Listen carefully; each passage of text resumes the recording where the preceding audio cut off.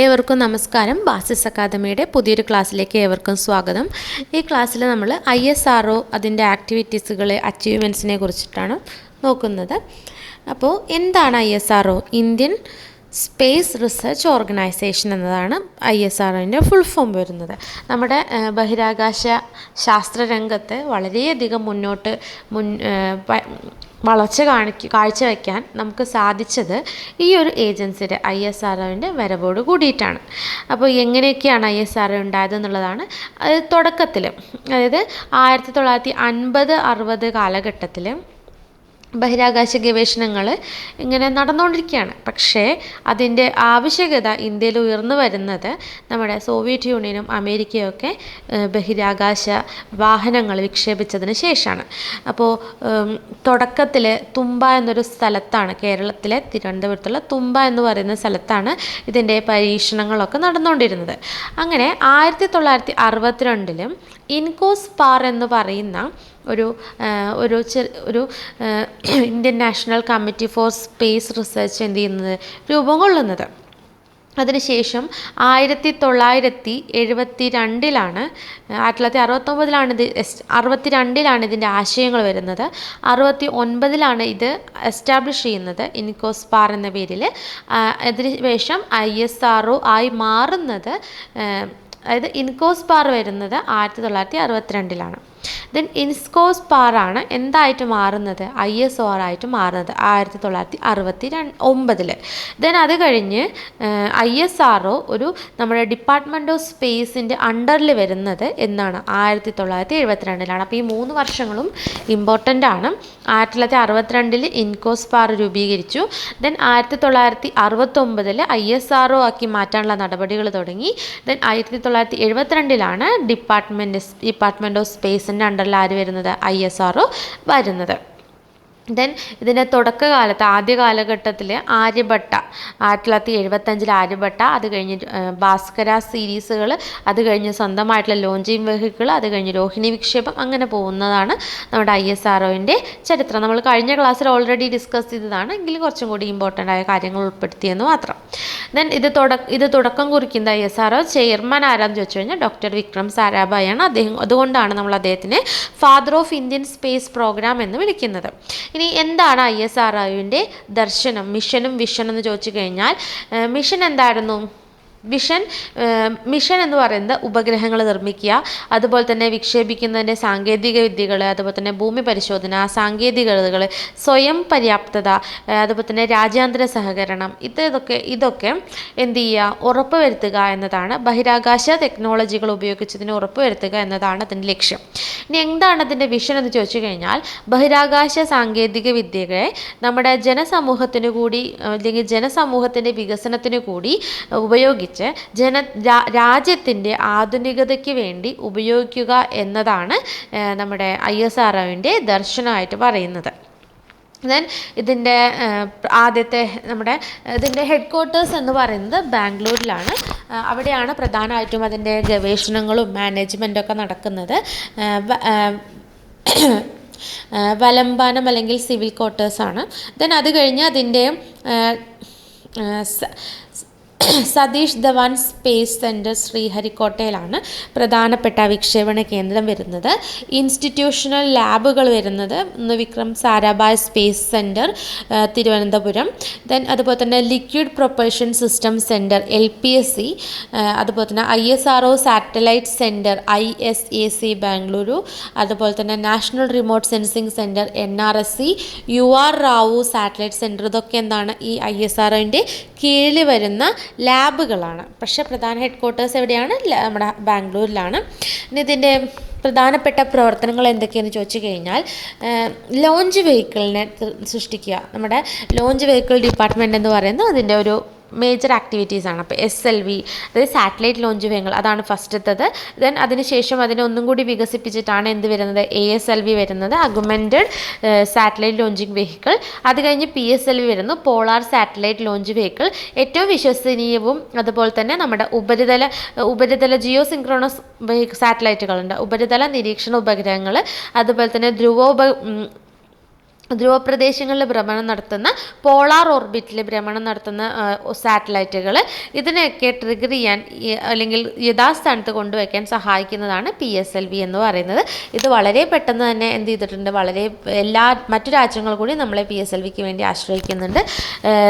പല രാജ്യങ്ങളുടെ ചെറിയ ചെറിയ ഉപഗ്രഹങ്ങളെ കൂട്ടിച്ചേർത്ത് 104 രാജ്യങ്ങളെ ഒറ്റയടിക്ക് നമ്മൾ ഭ്രമണപഥത്തിൽ എത്തിച്ചു എന്ന റെക്കോർഡ് കൂടി നമുക്കുണ്ട്.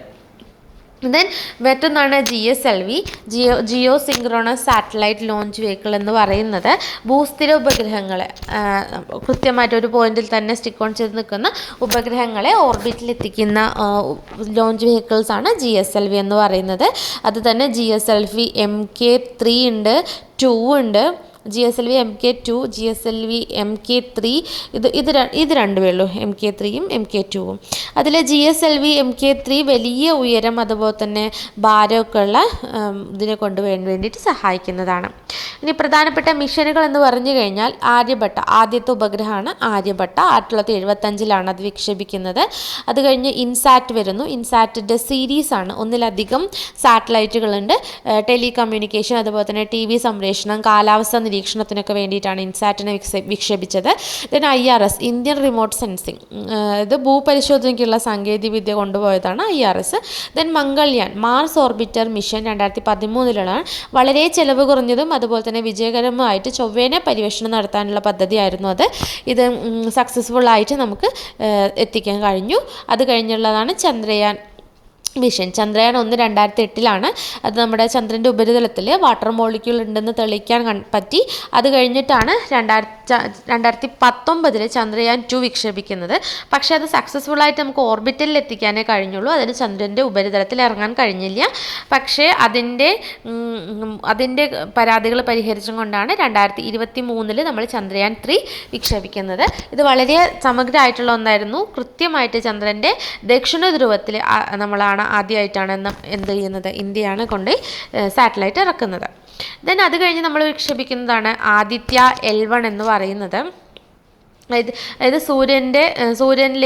സൂര്യനിലുള്ള നിരീക്ഷണ പരീക്ഷണങ്ങൾ നടത്താൻ വേണ്ടിയിട്ടാണ് ആദിത്യ L1. ദെൻ ഗഗൻയാൻ, മനുഷ്യരെ നേരിട്ടിട്ട് അവിടെ എത്തിക്കുന്ന രൂപത്തിലുള്ളതാണ് ഗഗൻയാൻ എന്ന് പറയുന്നത്. ദെൻ നമ്മുടെ കാർട്ടോസാറ്റ് സീരീസുകളുണ്ട്, അതുപോലെ തന്നെ നാവിഗേഷന് വേണ്ടിയുള്ള നാവിയാക് സീരീസുകളുണ്ട്. ഇതൊക്കെ നമ്മുടെ ISROൻ്റെ പ്രധാനപ്പെട്ട ആക്ടിവിറ്റീസുകളിൽ പെടുന്നതാണ്.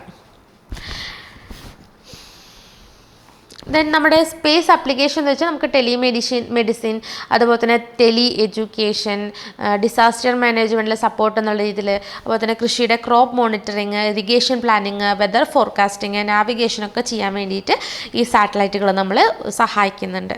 ഇപ്പോൾ കാർഷിക മേഖലയിലാണെങ്കിൽ വിത്ത്, അതുപോലെ തന്നെ വിളാശ്രയം, പിന്നെ നമുക്ക് കാലാവസ്ഥയെ പ്രവചിക്കാനൊക്കെ നമുക്ക് സാറ്റലൈറ്റിൻ്റെ സഹായം നമുക്ക് വളരെയധികം ഹെൽപ്ഫുള്ളാണ്. ഇനി ഇൻ്റർനാഷണൽ കോർപ്പറേഷൻ എങ്ങനെയാണെന്ന് വെച്ച് കഴിഞ്ഞാൽ നമുക്ക് പല രാജ്യങ്ങളിലുള്ള ഉപഗ്രഹ വിക്ഷേപണം അതുപോലെ തന്നെ ഡാറ്റ ഷെയറിങ്, ശാസ്ത്രീയ സഹകരണത്തിനൊക്കെ വേണ്ടിയിട്ട് നമ്മൾ മറ്റ് രാജ്യങ്ങളുമായിട്ട് എന്ത് ചെയ്യുന്നുണ്ട്, കൊളാബറേഷൻ നടത്തുന്നുണ്ട്. ഇപ്പോൾ രാജ്യങ്ങൾ മാത്രമായിട്ടല്ല, ചില സ്വകാര്യ കമ്പനികളുമായിട്ടും സ്റ്റാർട്ടപ്പുകളായിട്ടും നമ്മളൊരു റിസർച്ച് കൊളാബറേഷനുകൾ വളർത്തിയെടുക്കുന്നുണ്ട്. അതായത് സ്വകാര്യ മേഖലയെ കൂടി ഈ ഒരു മേഖലയിലേക്ക് പങ്കാളിത്തം ഉറപ്പുവരുത്തിക്കൊണ്ട് ഈ രാജ്യത്തെ ഒന്നുകൂടി ഉന്നതിയിലേക്ക് എത്തിക്കാൻ സഹായിക്കുന്ന രീതിയിലുള്ള കൊളാബറേഷൻസുകളൊക്കെ ഇന്ന് നടന്നുകൊണ്ടിരിക്കുന്നുണ്ട്. പക്ഷേ നമുക്കിതിന് ഒരുപാട് വെല്ലുവിളികളും നേരിടുന്നുണ്ട്. അതായത് നമുക്ക് പ്രൊപ്പൽഷൻ ടെക്, അതായത് ദ്രവ പരിഷ്കരണം എന്ന് പറയും മലയാളത്തിൽ. അതായത് ഓരോ ഇപ്പോൾ ഒരു സാറ്റലൈറ്റ് വിക്ഷേപിക്കുമ്പോൾ നമുക്ക് നേരിടേണ്ടി വരുന്ന വെല്ലുവിളികൾ വളരെയധികം കൂടുതലാണ്. അപ്പോൾ അതിനെയൊക്കെ തരണം ചെയ്തിട്ട് വേണം നമുക്കൊരു സംഭവം വിക്ഷേപിക്കാനും ഈ ടെക്നോളജീനെ ഉയർത്തിക്കൊണ്ടുവരാനും. ദെൻ ഇതിൻ്റെ പ്രധാനപ്പെട്ട അച്ചീവ്മെൻറ്റ്സ് നോക്കുകയാണെങ്കിൽ ആര്യഭട്ട, അതുപോലെ തന്നെ രോഹിണി, പിന്നെ PSLV series, Chandrayaan, Mangalyaan, PSLV C37, Chandrayaan 2, 1, അതുപോലെ തന്നെ ചന്ദ്രയാൻ 3, ആദിത്യ L1, ഗഗൻയാൻ, ഇതൊക്കെ നമ്മളെ മേജർ അച്ചീവ്മെൻറ്റ്സുകളാണ്.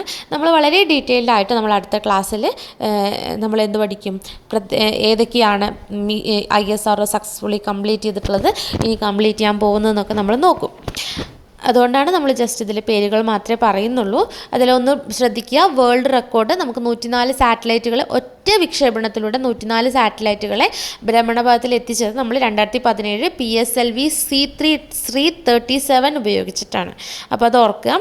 പിന്നെ Mangalyaan, first Asian nation to reach Mars orbit. ഒറ്റ തവണ അല്ലെങ്കിൽ ഒരൊറ്റ വിക്ഷേപണത്തിൽ തന്നെ സക്സസ്ഫുൾ ആയിട്ട് ചൊവ്വയിൽ എത്തുന്ന ആദ്യത്തെ ഉപഗ്രഹമാണ് എന്ത്, മംഗൾയാൻ എന്ന് പറയുന്നത്, അല്ലെങ്കിൽ നമ്മുടെ രാജ്യം. പിന്നെ സൂര്യൻ്റെ ഫസ്റ്റ് സോളാർ ഒബ്സർവേഷൻ മിഷനാണ് ആദിത്യ L1 എന്ന് പറയുന്നത്. അതുപോലെ തന്നെ first Indian human space flight മിഷനാണ് എന്ത്, ഗഗൻയാൻ എന്ന് പറയുന്നത്. നമ്മുടെ ഫസ്റ്റ് സാറ്റലൈറ്റാണ് ആര്യഭട്ട. ഇത്രയും കാര്യങ്ങൾ ഓർത്ത് വെക്കണം. ഇനി ISROൻ്റെ സിഗ്നിഫിക്കൻസ് എന്തൊക്കെയാണെന്ന് വെച്ച് കഴിഞ്ഞാൽ, നമ്മുടെ ലോകരാഷ്ട്രങ്ങൾക്കിടയിൽ ബഹിരാകാശ ശാസ്ത്രത്തിൽ ഒരു മുന്നിലെത്താൻ നമ്മളെ സഹായിച്ച ഒരു ഏജൻസിയാണ് എന്ത്, ISRO എന്ന് പറയുന്നത്. വളരെ കോസ്റ്റ് എഫക്റ്റീവ് ആയിട്ടുള്ള മിഷനുകളാണ് നമ്മൾ ISROയുടെ അണ്ടറിൽ ചെയ്യുന്നത്. അതുപോലെ തന്നെ നമുക്ക് നമ്മുടെ രാജ്യത്തിൻ്റെ വളർച്ചയ്ക്ക്, നാഷണൽ ഡെവലപ്മെൻറ്റ് സപ്പോർട്ട് ചെയ്യാൻ, അതിപ്പോൾ ഏത് മേഖലയിലാവട്ടെ എല്ലാ മേഖലയിലും സപ്പോർട്ട് ചെയ്യാൻ നമുക്ക് സാറ്റലൈറ്റുകൾ വഴി സാധിക്കുന്നുണ്ട്. നമ്മുടെ ഡിഫൻസും സെക്യൂരിറ്റി ഒന്നും കൂടി ബൂസ്റ്റ് ചെയ്യാൻ, നാവിഗേഷൻ അതുപോലെ തന്നെ കാർട്ടോ സീരീസൊക്കെ പോലെ നമുക്ക് ഒന്നും കൂടി ഇമ്പ്രൂവ് ചെയ്യാൻ നമുക്ക് സാധിക്കും. അതുപോലെ തന്നെ make India technological self Reliance promote ചെയ്യാൻ നമ്മളെ സഹായിക്കുന്ന ഒന്നുകൂടിയാണ് ISRO എന്ന് പറയുന്നത്. അപ്പോൾ ഇത്രയും കാര്യങ്ങളാണ് നമുക്ക് ISROനെ കുറിച്ച് ജസ്റ്റ് നോക്കുമ്പോൾ നമുക്ക് നോക്കാനുള്ളത്. നമ്മൾ ഇപ്പോൾ ഇത്രയും ഈ ഒരു സ്പേസിനെ കുറിച്ച് നമ്മൾ പഠിക്കാൻ തുടങ്ങിയപ്പോൾ മുതലുള്ള എല്ലാ കാര്യങ്ങളും ആരുമായിട്ട് ബന്ധപ്പെട്ട് തന്നെയാണ്, ISRO ആയിട്ട് ബന്ധപ്പെട്ട് തന്നെയാണ്.